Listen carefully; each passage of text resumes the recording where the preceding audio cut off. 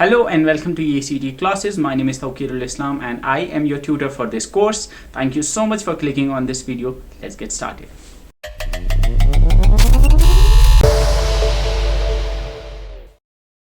यहाँ पे मैंने आपको बताया कि चाहे असेंबली लेवल लैंग्वेज हो या फिर हाई लेवल लैंग्वेज हो, उसको ट्रांसलेटर की ज़रूरत पड़ती है। मतलब एक ऐसे सॉफ्टवेयर की ज़रूरत पड़ती है जो कि इसको ट्रांसलेट करे किस में, जो कि ट्रांसलेट करे इसको किस में, मशीन लैंग्वेज में, क्योंकि मशीन लैंग्वेज ही सिर्फ एक ऐसी लैंग्वेज है जो कंप्यूटर को समझ आती है। तो एक लैंग्वेज ट्रांसलेटर क्या होता है? It's a software which converts programming language into machine language. एक ऐसा सॉफ्टवेयर जो प्रोग्रामिंग लैंग्वेज को मशीन लैंग्वेज में कन्वर्ट करे, उसको कहेंगे हम लैंग्वेज ट्रांसलेटर। हमने देखा था कि जो हम हाई लेवल लैंग्वेज में जो कोड लिखते हैं उसको सोर्स कोड कहते हैं। तो हम कह सकते हैं कि जो सोर्स कोड है उसको हमें कन्वर्ट करना पड़ता है एक ट्रांसलेटर की हेल्प से। एक ट्रांसलेटर की हेल्प से उसको ट्रांसलेट करते हैं हम। किस में हम करते हैं? उसको हम करते हैं मशीन कोड में, जिसको मैंने आपको बताया, जिसको हम ऑब्जेक्ट कोड भी कहते हैं, तो बेसिकली एक लैंग्वेज ट्रांसलेटर जो होता है वो सोर्स कोड को ऑब्जेक्ट कोड में ट्रांसलेट करता है। ठीक है, यहाँ पे यू कैन सी हियर कि एक प्रोग्राम है जो कि कुछ काम करता है। फॉर एग्जांपल बताता है कि क्या आप अपनी एज के हिसाब से ड्राइव कर सकते हो या नहीं। फॉर एग्जांपल अगर एज 17 से कम होगी तो ये आपको बताएगा you are too young to drive. अगर आपकी एल्स मतलब अगर आपकी एज नहीं है 17 से कम तो ये आपको बोलेगा ठीक है आप ड्राइव कर सकते हो। तो ये आपने लिखा है एक हाई लेवल लैंग्वेज में, लेकिन जब इसको एक ट्रांसलेटर प्रोग्राम के थ्रू पास करोगे, मतलब जब एक कंप्यूटर लैंग्वेज ट्रांसलेटर जब इसको ट्रांसलेट करेगा तो इसके लिए एक बाइनरी कोड जनरेट करेगा। ठीक है, अब ट्रांसलेटर्स के टाइप्स होते हैं। First is the assembler. Assembler क्या होता है? सिंपल आसान लैंग्वेज में assembler is that type of translator which translates assembly language into machine language. हमने देखा कि असेंबली लैंग्वेज में भी कोड लिखा जा सकता है, और जो सॉफ्टवेयर असेंबली लैंग्वेज को मशीन लैंग्वेज में ट्रांसलेट करे उसको हम असेंबलर कहते हैं। दूसरा है इंटरप्रेटर एंड कंपाइलर। ये दोनों जो हैं ये करते हैं हाई लेवल लैंग्वेज को कन्वर्ट किस में, दोनों जो हैं ये हाई लेवल लैंग्वेज को कन्वर्ट करते हैं, मशीन लैंग्वेज में। तो यहाँ पे हमने दो चीजें सीखी। एक कि हमारे पास तीन टाइप की लैंग्वेज है, मशीन लैंग्वेज, असेंबली लैंग्वेज और high level language. High level language जो है उसको ट्रांसलेशन की जरूरत नहीं है, लेकिन machine language sorry machine language को ट्रांसलेशन की जरूरत नहीं होती, लेकिन हाई लेवल और असेंबली लैंग्वेज को ट्रांसलेशन की जरूरत होती है। तो अगर असेंबली लैंग्वेज को हमें ट्रांसलेट करना है तो हमें असेंबलर की जरूरत पड़ेगी, और जो हाई लेवल लैंग्वेजेस होती है उनको हम या तो इंटरप्रेटर या कंपाइलर या दोनों की हेल्प से ट्रांसलेट कर सकते हैं। अब फिर डिफरेंस क्या है इंटरप्रेटर और कंपाइलर में? पहली चीज जो इंटरप्रेटर है ये हाई लेवल प्रोग्राम या हाई लेवल लैंग्वेज को ट्रांसलेट करता है मशीन लैंग्वेज में।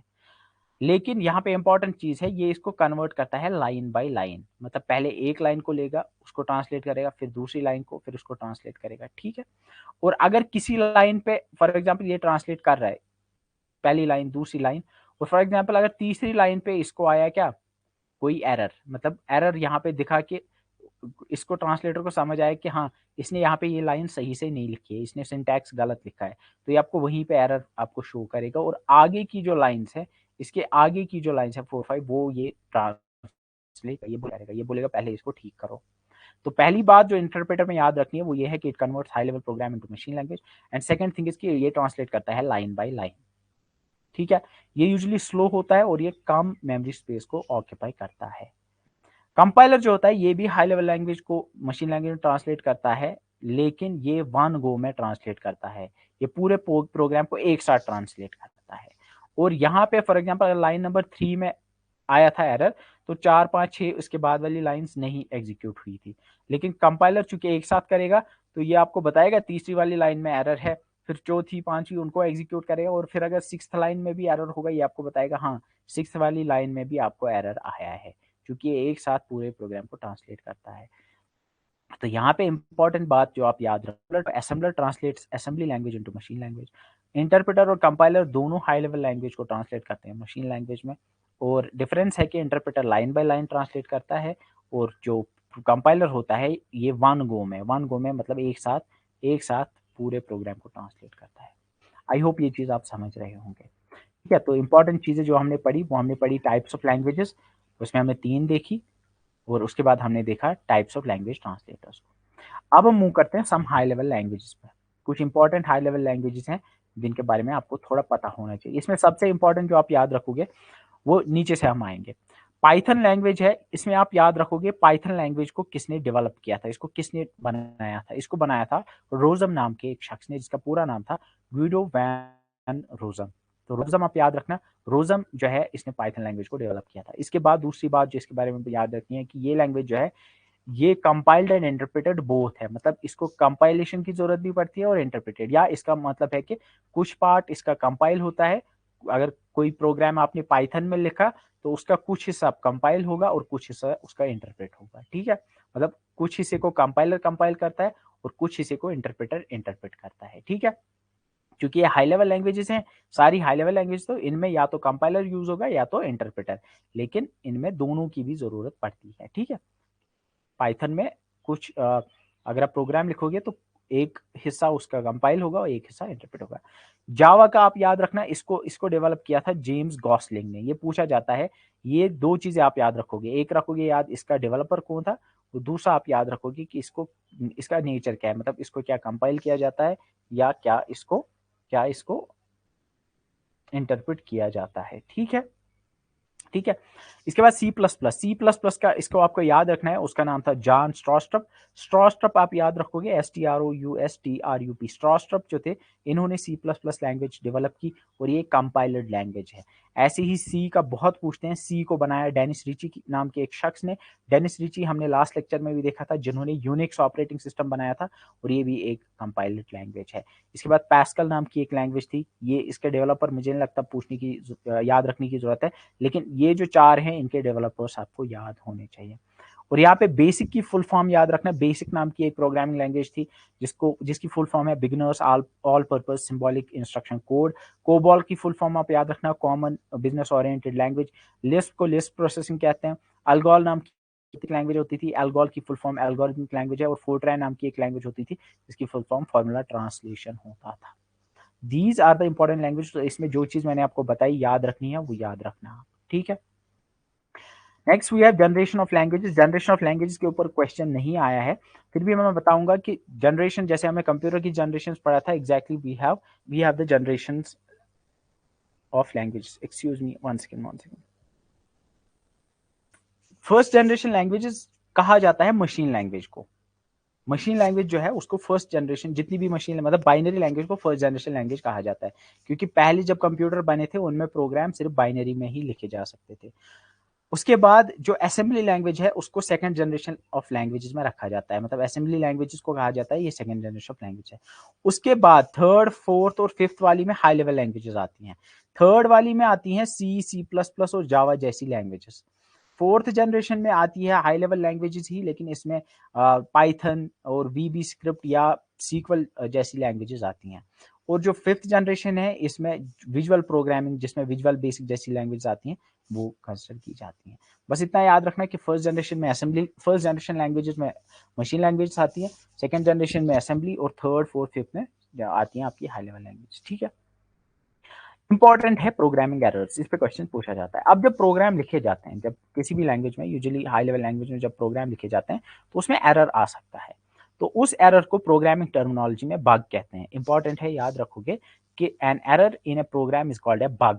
क्या कहते हैं इसको? बग। फॉर एग्जाम्पल, आप एक डेवलपर हो, आप एक प्रोग्रामर हो, आपको बोला गया है कि आप काम क्या करो, आप एक ऐसा प्रोग्राम बनाओ जिसमें हम मार्क्स एंटर करेंगे स्टूडेंट्स के, और वो हमें देगा, उनकी परसेंटेज निकाल के देगा, वो हमें ये निकाल के देगा, टॉपर कौन है वो निकाल के देगा हमें, कि कौन फेल हुआ है कौन पास हुआ है। एक ऐसा प्रोग्राम आपको बनाना है। लेकिन आपने क्या किया, आपने वहां पे जहां पे अब आपने मार्क्स एंटर किए, मतलब जब आपने वो प्रोग्राम लिखा तो वो मार्क्स, या फॉर एग्जांपल या जो वहां पे परसेंटेज जो आपको निकालनी थी अपने प्रोग्राम से, तो वहां पे जब आपने वो परसेंटेज निकालने के लिए जो इंस्ट्रक्शन लिखी, तो आपने क्या किया, आपने लिखा कि परसेंटेज जो है ये बराबर होती है, आपने लिखा ऐसे कि टोटल मार्क्स, आपने लिखा टोटल मार्क्स कितने हैं, मतलब total marks, maximum marks divided by marks obtained, divided by marks obtained, और उसको मल्टीप्लाई किया आपने 100 से। अगर आप देखोगे ये प्रोग्राम चलेगा और ये आपको निकाल के देगा परसेंटेज, लेकिन ये गलत है। क्यों गलत है? क्योंकि आपने फॉर्मूला ही गलत लिखा है। परसेंटेज होती है marks obtained divided by total marks multiplied by 100। तो यू कैन सी कि बेसिकली क्या हुआ है कि आपने एक यहाँ पे आपके प्रोग्राम में एक एरर है, तो इसको मैं कहूंगा ये एक बग है। ठीक है, तो याद रखना है कि प्रोग्रामिंग एरर को हम बग कहते हैं। ठीक है, अब बग जो होते हैं, अगर कहीं पे बग होगा तो आपका जो प्रोग्राम होगा वो प्रॉपरली फंक्शन नहीं कर पाएगा। तो इससे क्या प्रॉब्लम होगी? इससे प्रॉब्लम होगी कि जितने भी परसेंटेजेस निकाल के ये देगा वो गलत होंगी सारी। किसी के फॉर एग्जांपल अगर किसी के आए हैं 300 मार्क्स आउट ऑफ 600, तो होना चाहिए था कि आपका प्रोग्राम आपको देना चाहिए था कि इसके 50% मार्क्स हैं, लेकिन आपकी फॉर्मूला के हिसाब से जब वो फॉर्मूला में 300 और 500 600 वैल्यू जाएंगे, तो वो वहां पे आपको आंसर देगा कि वो आपको देगा इसके 200% मार्क्स हैं, क्योंकि 600 डिवाइडेड बाई 300 ये 200 आएगा, तो ये आपको आंसर गलत दे देगा। तो आपका प्रोग्राम एरर की वजह से प्रॉपरली फंक्शन नहीं कर पाता। अब टाइप्स ऑफ एरर्स में फर्स्ट है important syntax error. Syntax error मतलब अगर आपने प्रोग्रामिंग लैंग्वेज के रूल्स को फॉलो नहीं किया।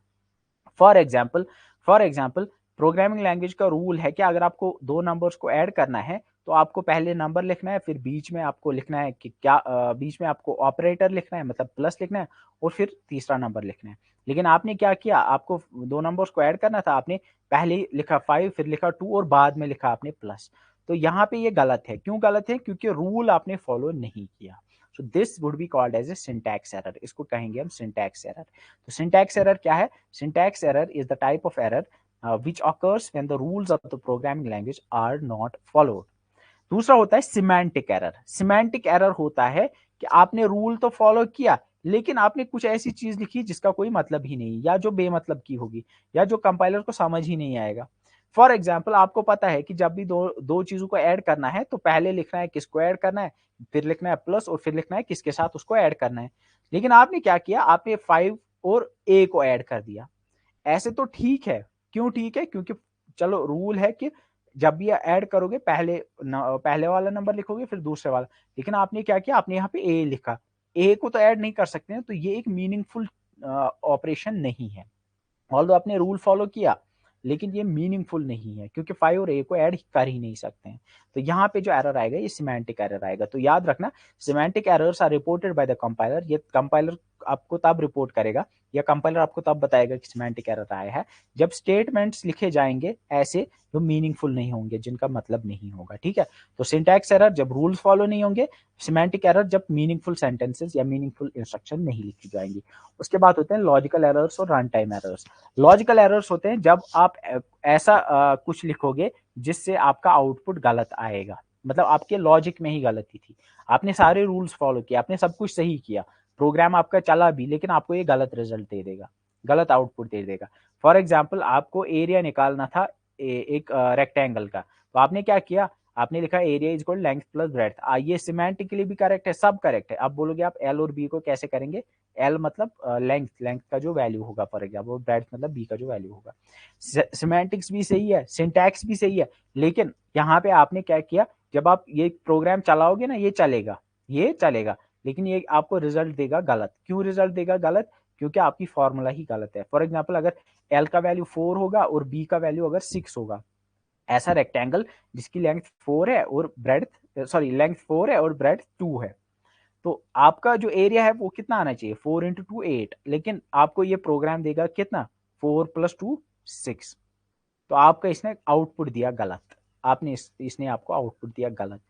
क्यों दिया गलत? क्योंकि आपने एक लॉजिकल एरर किया था। लॉजिकल एरर मतलब आपके लॉजिक में ही गलती थी, आपने फॉर्मूला ही गलत लिखा था। ठीक है, तो इंपॉर्टेंट है, इसमें याद रखोगे कि ये वो वाले एरर्स होते हैं जो आउटपुट में आते हैं, मतलब सब ठीक होता है, लेकिन आपने कोई ऐसा कुछ अंदर लिखा है, आपने कोई ऐसी गलती की है अंदर से जिससे आपका इनकरेक्ट आउटपुट आएगा। इनकरेक्ट, देखो ये जो है ना सिंटैक्स एरर और सिमेंटिक एरर, इसमें प्रोग्राम चलेगा ही नहीं। आपको कंपाइलर वही बोलेगा कि आपने गलती की है, प्रोग्राम आउटपुट देगा ही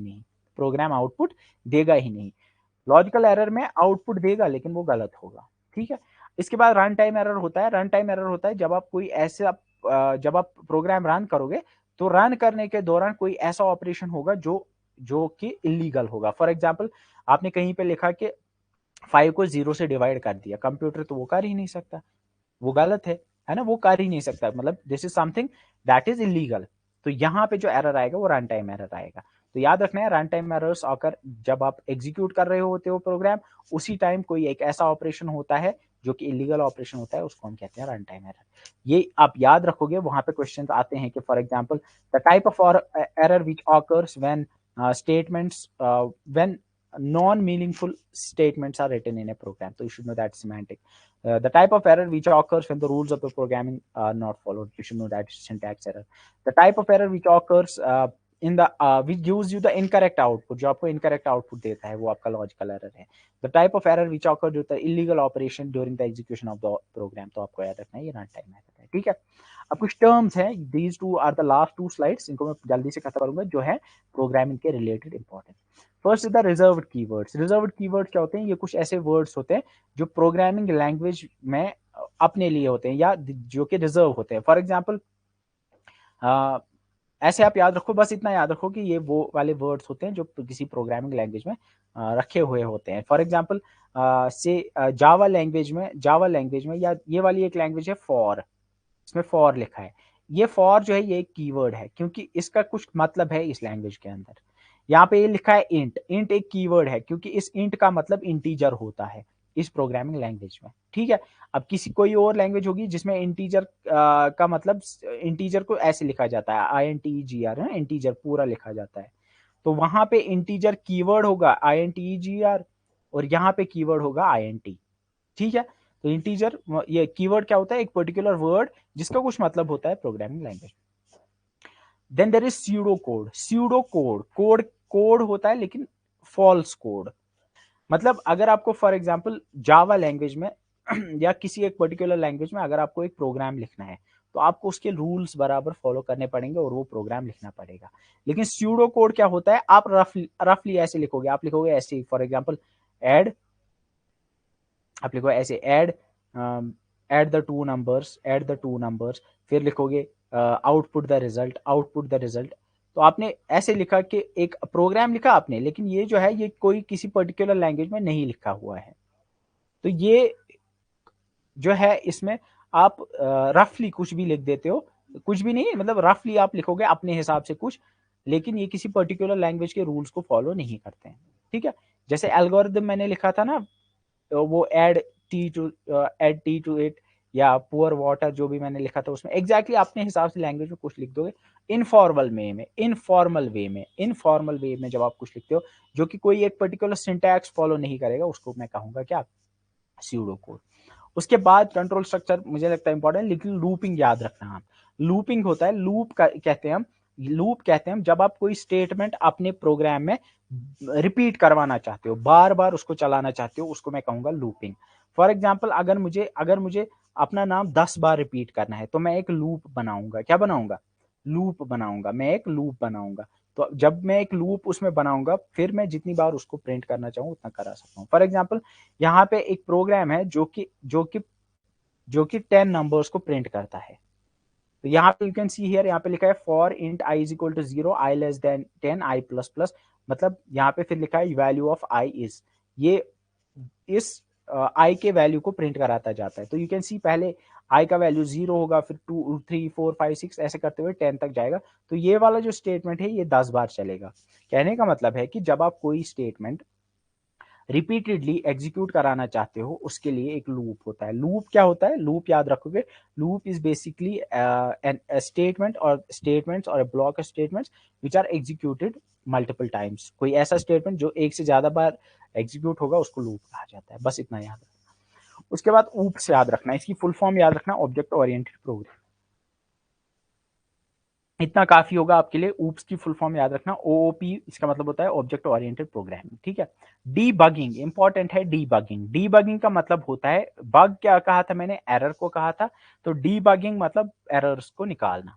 तो debugging is the process of locating and fixing the bugs को लोकेट करना कि कहाँ पे ये बग आया है प्रोग्राम में और उसको फिक्स करना, उसको हम कहेंगे डीबगिंग। आसान है। Then there is source code and then there is object code. तो सोर्स कोड क्या था? मैंने बताया था जो हम प्रोग्राम लिखते हैं। The source code refers to the high level code और द असेंबली कोड, चाहे हमने हाई लेवल में लिखा या असेंबली में लिखा।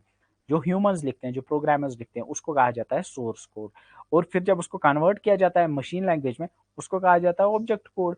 तो object code refers to the low level code which is understandable by the machine, मतलब मशीन कोड जो होता है मशीन लैंग्वेज में जो होता है उसको ऑब्जेक्ट कोड कहा जाता है। ठीक है, ठीक है। तो यहाँ पे लिखा है कि object code is generated from source code after going through compiler और अदर ट्रांसलेटर, मतलब ऑब्जेक्ट कोड कैसे बनता है, सोर्स कोड को जब कन्वर्ट किया जाता है एक कंपाइलर के जरिए, इंटरप्रेटर के जरिए, तो वहां से वो क्या निकल के आता है, ऑब्जेक्ट कोड निकल के आता है।